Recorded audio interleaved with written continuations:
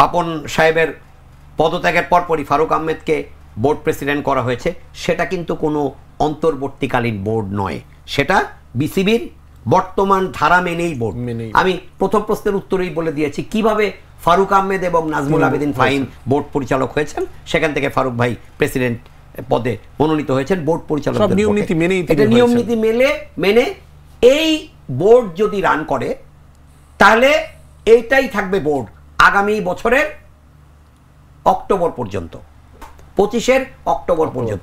Already অগাস্টের আজকে 21 তারিখ, আর 13 মাসের কিছু সময় বাকি আছে এই বোর্ডের মেয়াদ।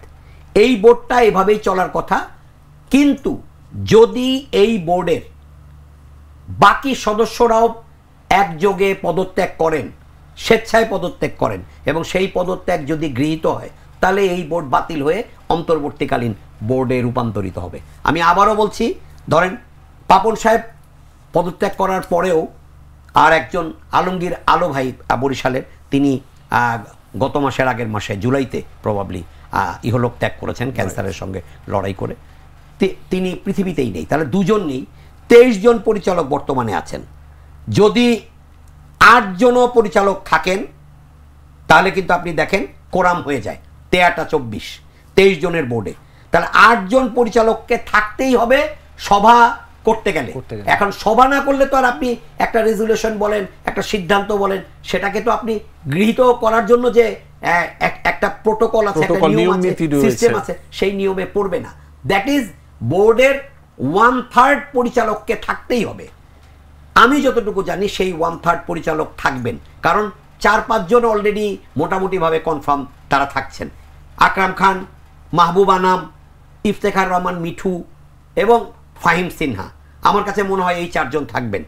আর কারা থাকবেন সেটা জানি না। অলরেডি ফারুক ভাই এবং ফাহিম ভাই ইনক্লুডেড হলেন, তাহলে 4 আর 2 6 জন হয়ে গেলেন। এখন 2 জন বা 3 জন হলেই হয়ে যাবে। যেমন আজকের মিটিংয়ে আরও ছিলেন সালাউদ্দিন সাহেব, স্বপন সাহেব, উনারা ছিলেন। আর আহমেদ নজিব, মঞ্জু সাহেব, তানভীর টিটু এবং পাপ্পা সাহেব, এরা নেই। এই নজিব, মঞ্জু সাহেব, টিটু সাহেব এরা কিন্তু অন লিভ চেয়েছেন। এরাও যদি বাই দিস টাইম ব্যাক করে বোর্ড মিটিংয়ে চলে আসেন তাহলে they also will be included.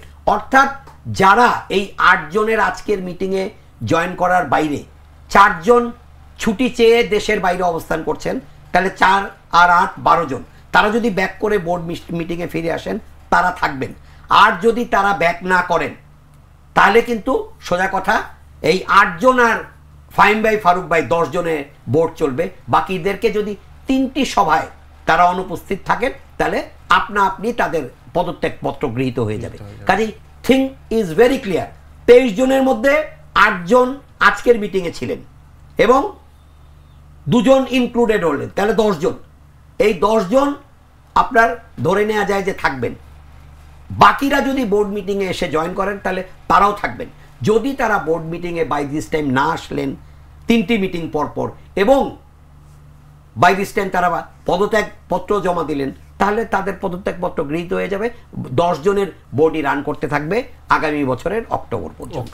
কাজে এটা অন্তর্বর্তীকালীন বোর্ড না, আনটিল এন্ড আনলেস সবাই রিজাইন করে কিংবা 7 জনের কম বোর্ড পরিচালক হয়ে যায় পদত্যাগ করতে করতে।